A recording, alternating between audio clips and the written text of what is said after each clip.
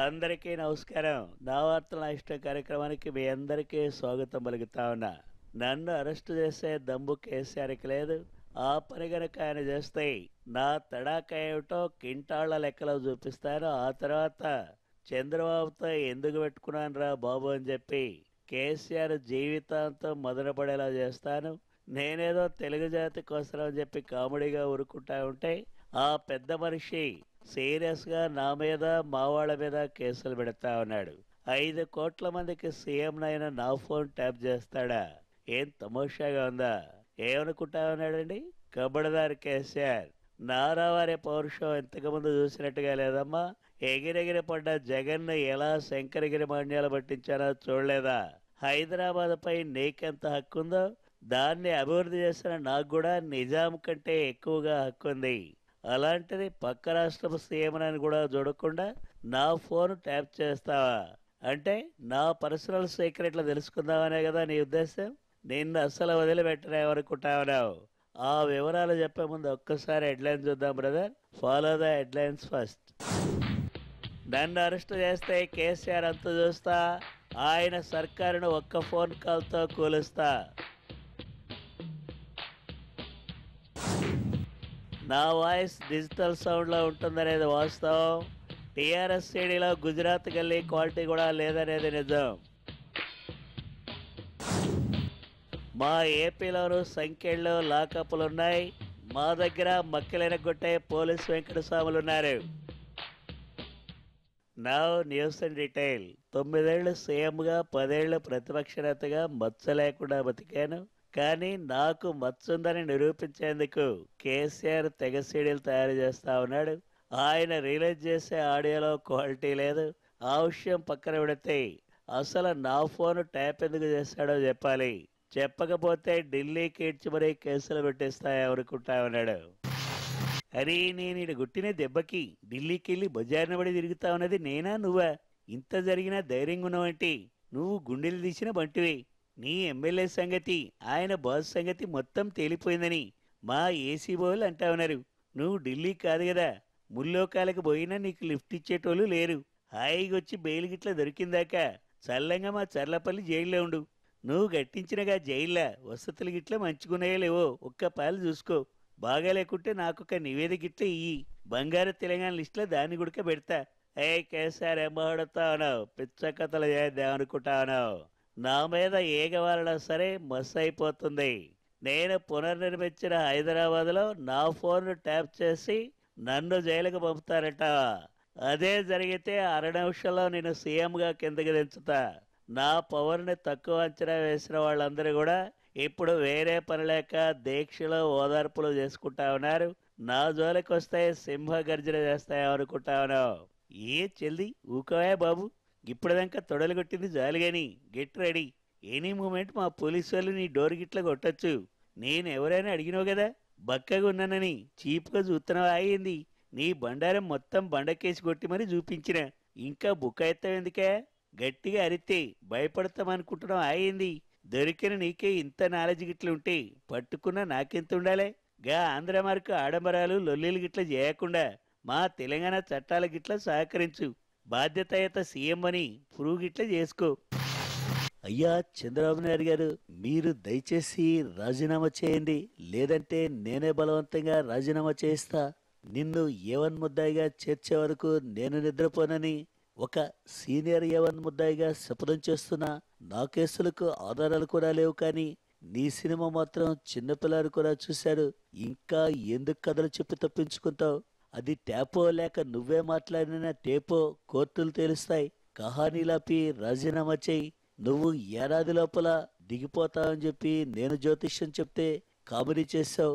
కానీ 4 రోజులాగు. నా పులివెందుల ఆస్ట్రాలజీ ఎంత పవర్ఫుల్లో నీకే తెలుస్తుంది. ఏం మాట్లాడుతావునా జగన్? పిచ్చ కబుర్లు చెప్పదమ్మా. నేను రాజీనామా చేస్తానని నువ్వు కలలు గంటా ఉన్నావేమో.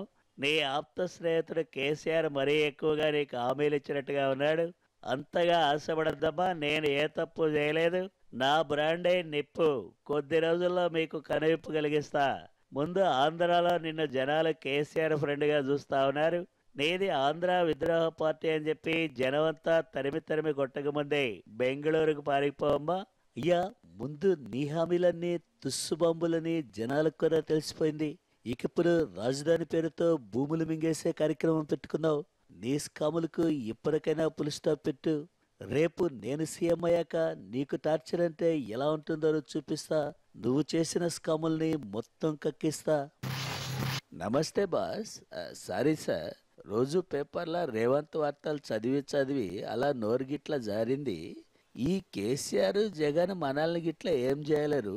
మీరు మచ్చలేని మనిషి అనేటట్టు విషయం నాకు కూడా ఎరకనే. ఆ కేసీఆర్ మిమ్మల్ని ఏదో చేస్తారని తొడలు కొట్టుకుంటున్నాడు గాని ఇక ఆయన మిమ్మల్ని బూతులు తిడితే నాకు చెప్పుర్రి. నాకు కూడా మా తెలంగాణ పల్లె బూతులు గిట్ల మంచిగానే వస్తాయి. ఆయన సంగతి నేను చూసుకుంటా. ఏదున్నా మనం గాలికి పోయేది తగిలించుకున్నామని అందరు అంటున్నారు. ఇక నుంచి మనం జాగ్రత్తగా ఉండాలి.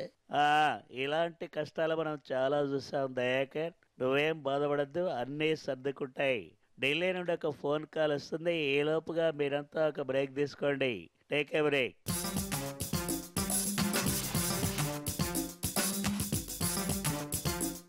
వెల్కమ్ బ్యాక్ టు నా వార్తల ఇష్టం. బాస్, బిగ్ బాస్, చోటా బాస్ అని చెప్పి ఏదేదో కట్టుకథలు అలుతా ఉన్నారు. మనల్ని అరెస్ట్ చేసే పరిస్థితి వస్తే నేను కూడా కేసీఆర్ని అరెస్ట్ చేయించి అరక్షణంలో ఆయన సర్కార్ను కూడా కూలుస్తాను. ఆ తర్వాత ఎవరి పవర్ ఏమిటో కోర్టులో తేలుతుంది. నా ఇమేజ్ని డ్యామేజ్ చేశారని చెప్పి సంకలు గుద్దుకుంటా ఉన్నాడేమో. నేను అస్సలు వదిలిపెట్టను. ఆ విషయం ముందు అతను తెలుసుకుంటే మంచిది. అరే ఏంటిదే, మా కేసీఆర్ అన్నని అరెస్ట్ చేపిస్తావా? ఆయన దగ్గరకు పోవాలంటే నన్ను గిట్లా దాటాలే. ఆ సంగతి మర్చిపోయినావా ఏందే? నీ గ్రామ్ ఫోన్ రికార్డు బద్దలైందనే కొత్త కొత్త కళలు గిట్లగా అంటున్నావు ఏందే? నువ్వు మా స్టేట్లో ఉన్నావా, మేము నీ స్టేట్లో ఉన్నామా? అనవసరంగా గోక్కోకు. మేము ఏదన్నా చట్ట ప్రకారమే పోతున్నావు. నువ్వు మీ స్టేట్లో సీఎంవే, మా స్టేట్లో నువ్వు వేరే పౌరునివే. కావాలంటే ప్రోటోకాల్ ఇస్తాము. జైల్లో కూడా నీ బ్లాక్ క్యాట్లకి ఇట్లా ఎట్ట పెట్టుకో. జైలు తిండి పెడతాం. ఏమంటావు? అయ్యా అల్లుడు బాబు, నువ్వు పదవి కోసం ఇప్పుడు ఎంతగా పాకులాడుతున్నావో నే విశదంగా చూస్తున్నాను బాబు. ఆ రోజుల్లో ఎన్టీ రామారావు గారు కూడా మరి ఇదే విధంగా బాధపడ్డారు. నీకు ఢిల్లీలో ఎవరైనా ఆదుకుంటారా అని కాళ్ళ వెళ్ళా పడుతున్నావు చూడు ఇప్పుడు నువ్వు. మరి ఆ రేవంత్ రెడ్డి సీడీ, నీ ఆడియో క్యాసెట్టు ఇవన్నీ కూడా నిన్ను అడ్డంగా పట్టించేశాయి. చూడు నాయనా, దేవుడనేవాడు ఉన్నాడల్లుడు, మర్చిపోవద్దు. ఆ రోజుల్లో మరి నన్ను, ఎన్టీ రామారావు గారిని కూడా ఎంతగా టార్చర్ పెట్టావు ఒక్కసారి గుర్తు తెచ్చుకో. మా ఉసురు ఊరికే పోదు, అనుభవిస్తావిప్పుడు. ఏమిటిది? అడ్డమైన వాళ్ళంతా లైవ్లోకి రావడం ఏమాత్రం బాగోలేదు. అల్లుడని వరుసలు కలపడం అంతకన్నా పద్ధతి కాదు. మనం ప్రజెంట్ టెన్స్తో చూస్తూ ఉంటే ఈమె పాస్ట్ టెన్స్ తిరగదొడతా ఉంది. ఎవరమ్మా ఎన్టీవీ టెక్నికల్? వెంటనే ఈవిడ గారు లైవ్ కట్ చేయండి. సరిగ్గా ఈమంటేనండి నే చూడాలన్నది. మా జగను బాబును కేసుల పేరుతో తిట్టి తిట్టి మీరందరూ కూడా రాక్షసానందమే పొందారు. ఇప్పుడు చూడండి, మరి మా పార్టీ వాళ్ళంతా కూడా మా జగను బాబే సీఎం అయిపోయాడన్నంతగా పండగ చేసుకుంటున్నారు. టేపుల్లో ఉన్న గొంతు అచ్చంగా మీదేనండి, నాకు బాగా తెలుసు. దీనికని పెద్దగా ల్యాబులకు వెళ్లాల్సిన అవసరం కూడా లేదు. అసలు ఇటువంటి వాయిస్ ఇంకొకరికి రాదుగాక రాదండి. నమస్తే సార్. 4 రోజులు జైల్లో ఉన్నాక నాకు గిట్లా తెలిసింది. జగన్ అసలుగా జైలల్లో గన్నెన్ని రోజులు ఎట్లున్నాడో నాకు తెలుస్తలే. వామో, నా వాళ్ళైతే అయితలే సార్. ఆ ఏసీ బౌల్ అయితే ఇక అడిగి తిప్పి అడుగుతున్నారు. ఇక ఇంట్లో అయితే మన తప్పు ఏం లే. గా కేసీఆర్ జగన్ మనల్ని అయితే ఏం చేయలేరు. మీరేం టెన్షన్ పడకర్రి. ఎప్పుడు వానాకాలమే ఉండదు, చలికాలం కొడుకు వస్తుంది, ఆ తర్వాత ఎండాకాలం కొడుకు వస్తుంది. నీ గుండె ధైర్యం నాకు తెలుసు రేవంత్. అందుకే ప్రెస్ ముందు నేను కూడా దబాయిస్తా ఉన్నాను. ఈ మాదిరిగానే మనం ముందుకు పోదాం. సార్ నమస్తే సార్. మన ఇంటెలిజెన్స్ కి తెలియకుండా వాళ్ళు మనల్ని బోల్తా కొట్టించారు సార్. మేం బెజవాడ, గుంటూరులలో ఎవరి పని వారు చూసుకుంటున్నాం. బట్ ఇక్కడ వాళ్ళు మన పని పడతారు అని చూసుకోలేదు సార్. ఈసారి చీమ చిటుక్కుమన్నా కనిపెట్టేస్తాం సార్. హైదరాబాద్లో ఉన్న టెక్నాలజీ అంతా వాళ్ళ దగ్గరే ఉంది సార్.